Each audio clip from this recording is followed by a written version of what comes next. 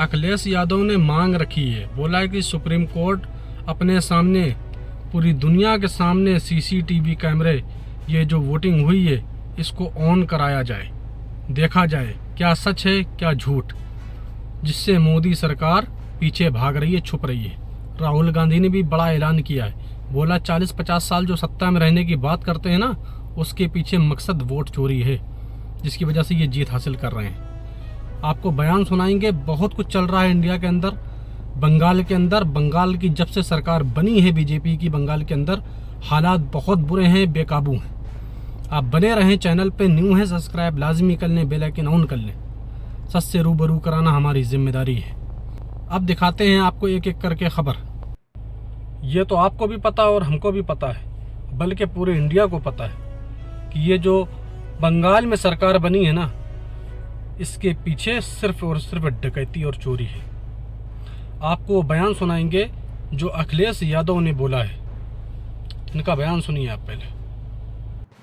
हमारी मांग है, ये जानकारी के साथ साथ मांग है हमारी कि सुप्रीम कोर्ट तत्काल संज्ञान ले और बंगाल की मतगणना की सीसीटीवी पूरे देश के सामने लाइव उपलब्ध कराई जाए। हालांकि सीसीटीवी से बहुत घबराते हैं बीजेपी के लोग, सीसीटीवी से, कैमरे से बहुत घबराते हैं। अगर यही इलेक्शन कमीशन निष्पक्ष है तो कुदरकी में जो वोट डाला है उसकी सीसीटीवी वीडियो जनता को दिखा दो। अगर जनता को नहीं दिखाना चाहते हैं तो प्रेस पे तो भरोसा करते होंगे। अगर सब प्रेस को नहीं दिखा सकते हैं तो अपने खास चैनलों को बुला करके और हमें भी बुला लेना। इसमें तो होम मिनिस्टर जिम्मेदार हैं कि उनके पीए की हत्या कैसे हो गई। ये सवाल मुझसे मत पूछिए, आप ट्विटर हैंडल होगा आपका, आप टैग करिए होम मिनिस्टर साहब को, पूछिए कि हत्या कैसे हो गई। राहुल गांधी ने तो पहले ही बोल दिया था कि सरकार कभी बंगाल में बीजेपी की बन नहीं सकती, लेकिन ममता बनर्जी अब की बार बंगाल में बीजेपी को जिताएंगी। अब जो बोला है बात राहुल गांधी ने, ये बोला है कि 40-50 साल जो सत्ता में रहने की बात करते हैं वो कभी जीत नहीं सकते, लेकिन उनके अंदर वोटों की चोरी की जो चाहत है, जिसकी वजह से वो जीत रहे हैं। अब आपको बयान सुनाएंगे राहुल गांधी साहब का, सुनिए इनका बयान। कुछ साल पहले अमित शाह ने बयान दिया, एक बार नहीं अनेक बार, कि अब बीजेपी की सरकार 40-50 साल चलेगी। हाँ, और मैं सोच रहा था कि यह व्यक्ति कैसे कह सकता है, इसको कैसे मालूम कि बीजेपी की सरकार 40-50 साल चलेगी। हम सब राजनेता हैं, जनता क्या करेगी, जनता के दिल में क्या होता है, जनता ही जानती है। तो ऐसा बयान देना कि अब हमारी सरकार 40-50 साल चलेगी, ये अजीब सा बयान है। और उस टाइम मैंने सोचा था कि इसको कैसे मालूम कि 40-50 साल के लिए सरकार चलेगी। और अब सच्चाई पूरे देश के सामने आ गई है। वो ये बात इसलिए कह सकते हैं कि वो वोट चोरी करते हैं।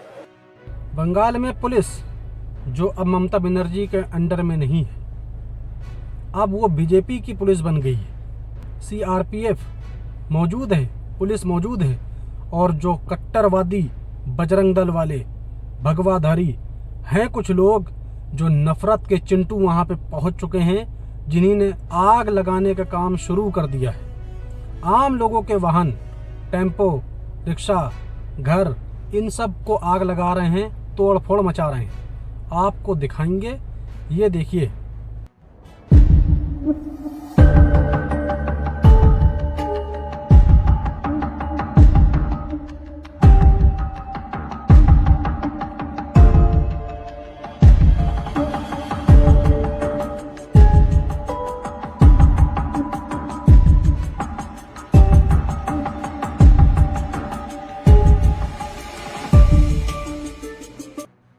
किस तरह से इंडिया में मुसलमानों को टारगेट किया जा रहा है, ये हम नहीं कह रहे हैं, ये तो विदेशी मीडिया भी अब दिखाना शुरू कर चुकी है। एमएलए है बीजेपी का, उसका नाम है सुधवांशु। ये खुला बोलता है जैसे इजराइल गाजा में नरसंहार कर रहा है मुसलमानों के साथ, वैसे ही हम भी करेंगे।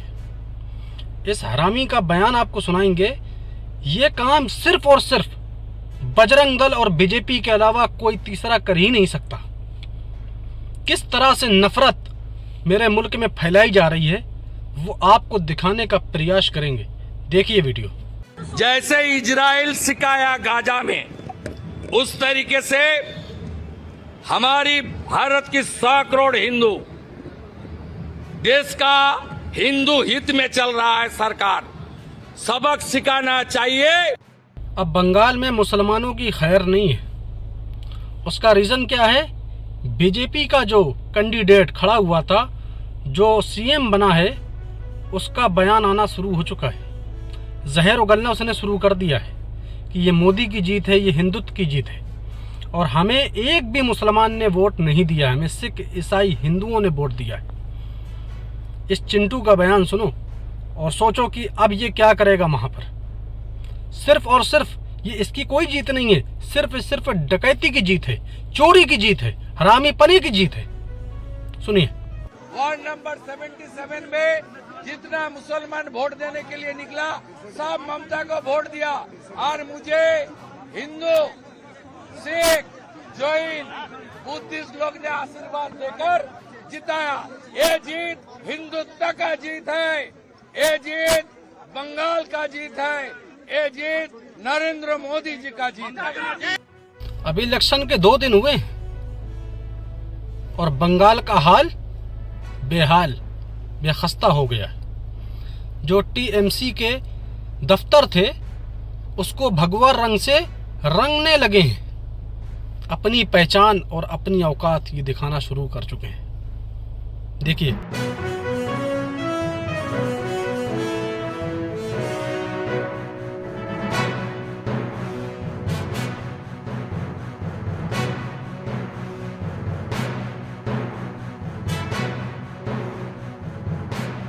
पश्चिम बंगाल में कूच बिहार एक जिला है, वहाँ पर एक इमारत थी मुसलमानों की जिसका नाम था ताजमहल सेल्फी पॉइंट। वहाँ पे लोग आते हैं कि भगवादारी और नारा लगाते हैं। आपको पता है, तेल लगाओ डाबर का और नाम मिटा दो बाबर का। इनके ये नारे होते हैं। उसके बाद वहाँ पे आग लगाई जाती है, तोड़ फोड़ मचाई जाती है। इनकी हकीकत से रूबरू कर रहे हैं आपको। देखिए। नाम मिटा दो बाबर का।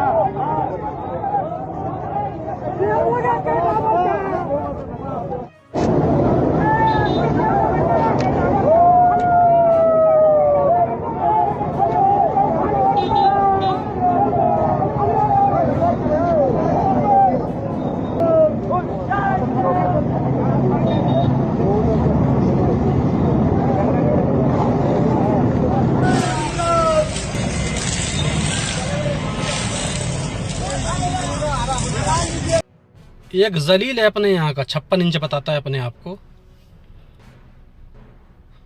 इसको अमेरिका चाहे जो भी बोले, कितना भी जलील करे, कुछ भी बोल ले, लेकिन ये लेटेगा सरकार सरकार, ये वही करेगा।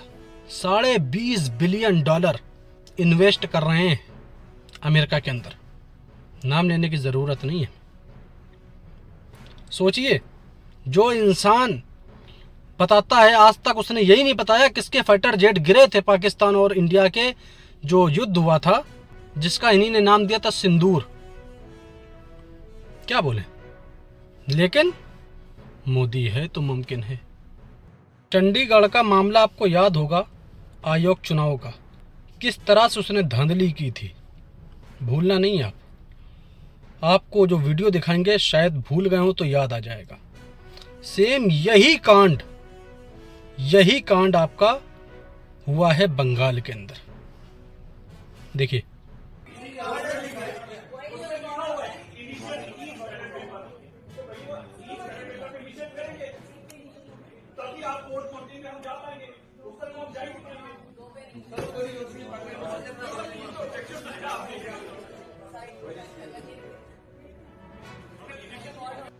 ढाई लाख फोर्स बंगाल में मोदी जी ने भेजी थी।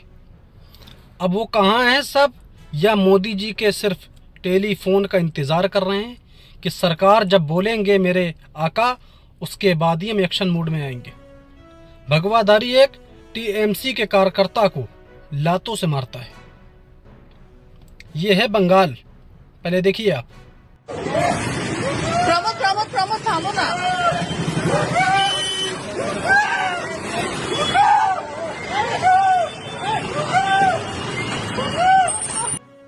राकेश सिंह जो बीजेपी के नेता हैं, ये बोलते हैं बंगाल में, ये बोलते हैं कि अभिषेक बनर्जी और ममता बनर्जी को गिरफ्तार करो।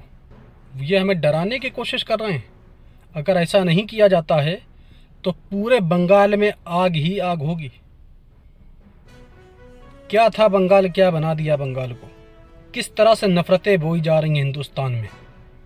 कितना प्यारा था हिंदुस्तान यार, सोने की चिड़िया कहा जाता था, लेकिन आज उसको क्या बना दिया।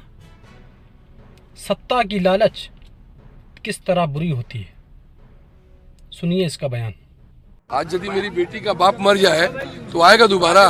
ये पॉलिटिकली पोस्ट पोल वायलेंस है। इसमें अभिषेक बनर्जी और ममता बनर्जी को तुरंत गिरफ्तार करना चाहिए। सुनिए, ये सिर्फ शुभेंदु अधिकारी को डराना होगा कि अभी भी अभिषेक बनर्जी है, वो कुछ भी कर सकता है। उसको अपना सम्मान बहुत लगा है। अभी जो चेयर गया है ना, तो वो चेयर उन लोगों को बर्दाश्त नहीं हो रहा है। तुरंत अविलंब पहले ममता बनर्जी को और अभिषेक बनर्जी को गिरफ्तार करिए, नहीं तो आग लगेगा बंगाल में। आसाम का जो मुख्यमंत्री है, किस तरह से उसने मुसलमानों के ऊपर जुल्म किया बताने की ज़रूरत नहीं है आपको। अगर आप वाकई ख़बरों में इंटरेस्ट रखते हैं तो आपको पता होगा कि आसाम में मुसलमानों के ऊपर किस तरह से इस हरामी ने जुल्म किया था। ये पहले कांग्रेस में था, कांग्रेस छोड़ के आया था ये। अब इसका हाल ये है कि ये गिड़गड़ा रहा, इसकी बॉडी लैंग्वेज जो है वो बता रही है कि ये सत्ता से निकलने वाला है अब, क्योंकि मोदी जी अब किसी और अपने कैंडिडेट को बैठाने वाले हैं आसाम में। सुनिए। You see, Sri J.P. Nadda and Sri Naib Singh Saini both have been appointed as an observer by our national president Sri Nitin Nabinji. Who will be the chief minister? Who will be the next leader? ये वही बंगाल है आपको जो दिखाने वाला हूँ, जहाँ पे झोपड़पट्टी के लोग भी सुकून से रहा करते थे, जय श्री राम का नारा लगाकर, और गरीबों की झोपड़ियों को तबाह कर दिया जाता है। कौन लोग हैं ये? जवाब आपको देने की ज़रूरत नहीं है। आपको बाखूबी पता है कि सिर्फ और सिर्फ नफ़रत फैलाने वाले, नफ़रत को आग लगाने वाले, हिंदुस्तान प्यारा मुल्क बर्बाद करने वाले सिर्फ और सिर्फ आरएसएस, बजरंग दल, बीजेपी के कार्यकर्ता है, लोग हैं। इस टाइम अगर लिस्ट जारी की जाए ना बलात्कारियों की, तो उसमें 99% मैं वादा करके बोलता हूँ, गारंटी के साथ बोलता हूँ, हिंदुस्तान के अंदर बजरंग दल, आरएसएस और बीजेपी के बड़े बड़े नेता और लोग हैं। कोई कार्रवाई नहीं, कोई सुनवाई नहीं है, खुला कर रहे हैं, जिसको चाहते उसको मार देते हैं। क्यों? ऊपर से हाथ है भाई, पुलिस खामोश है। 2.5 लाख कर्मचारी भेजे गए थे, पुलिस, आर्मी, सीआरपीएफ सब थे। कहाँ है सब इस टाइम बंगाल में? कोई जवाब देगा हमें? सब खामोश है। बिहार के भी कोई हाल अच्छे नहीं है, ये ना सोचो बिहार के हाल कोई अच्छे हैं। 20 लाख रुपए दिन दहाड़े लूट मार होती है, 10 राउंड गोलियां चलाई जाती हैं, लोग छीन के निकल जाते हैं। देखिए मंजर को और सोचिए, ये हिंदुस्तान है 56 इंच वालों का। मोदी है तो मुमकिन है। देखिए कौन हो गए?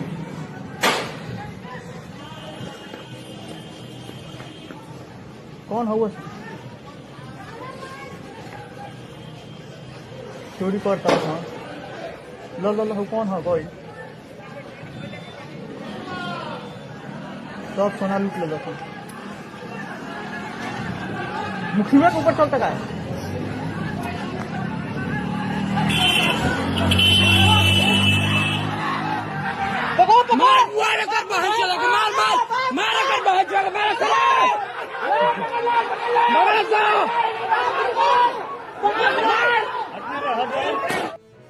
और चुनो मोदी। अरे कुछ तो बेईमानगी होती ही है, कुछ हम और आप अपना दिमाग लगाते हैं। याद रखना, जब तक आप पैसा खाते रहेंगे, वोट अपना बेचते रहेंगे, आपके साथ होता ही यही रहेगा। आपको झेलना पड़ेगा। आपकी आवाज सुनने वाला कोई नहीं होगा वहां पर। दिल्ली की हालत ऐसी है कि एक खुली नाली थी, 2 वर्ष की यानी 2 साल की मासूम बच्ची उसमें गिरकर मर जाती है। देखिए मंजर, क्योंकि बिना सबूत के आपको मानने की जरूरत है ही नहीं। यकीन ही नहीं करते आप कि भाई सबूत दो। फेक न्यूज, गोदी मीडिया नहीं है हम, समझे ना।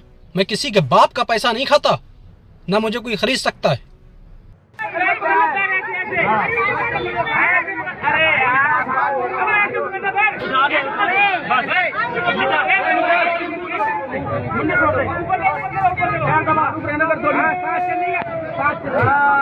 और वीडियो को शेयर कर देना, चैनल को सब्सक्राइब कर लेना ताकि रूबरू आप सच से हो सके।